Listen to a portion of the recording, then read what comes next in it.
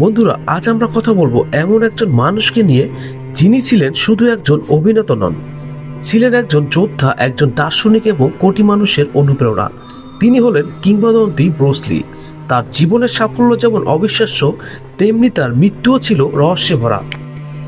Bruce লি 1940 সালের 27 November মার্কিন যুক্তরাষ্ট্রের সান ফ্রান্সিসকো শহরে জন্ম নেন। ছোটবেলাতেই তিনি অভিনয় পা রাখেন। মাত্র 3 মাস বয়সে প্রথম সিনেমায় অভিনয় করেছিলেন তিনি।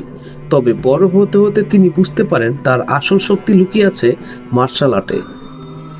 ব্রুস লি হংকংয়ে উইং চুন কুংফু শেখা শুরু করেন।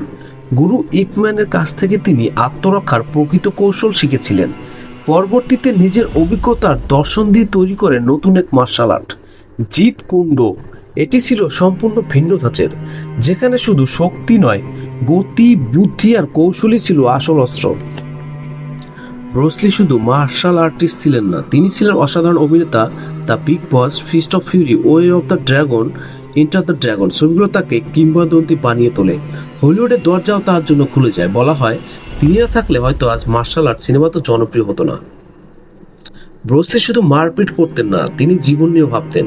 তিনি বলতেন, পানি হও আমার বন্ধু, অর্থাৎ জীবনকে জলের মতো নমনীয় করে নিতে হবে, যে কোনো পরিস্থিতিতে মানিয়ে নিতে হবে, জানতে হবে। তার এই দর্শন আজও কোটি মানুষকে অনুপ্রেরণা দেয়। 1973 সালের 20 জুলাই মাত্র 32 বছর বয়সে ব্রুস লি মারা যান।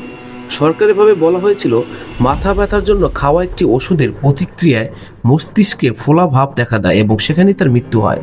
কিন্তু সত্যি কি এত সহজ? অনেকে বলেন তাকে হত্যা করা হয়েছিল, কেউ বলেন মার্শাল আর্টের গোপন কৌশল প্রকাশ করার কারণে তাকে শত্রুরা বিষ প্রয়োগ করেছিল। আবার কেউ বিশ্বাস করেন তার মৃত্যু এক প্রকার অভিশাপ, কারণ তার ছেলে ব্র্যান্ডন লিও অল্প বয়সে রহস্যজনকভাবে মারা যান। মৃত্যুর পরও ব্রুস লি বেঁচে আছেন কোটি মানুষের মনে।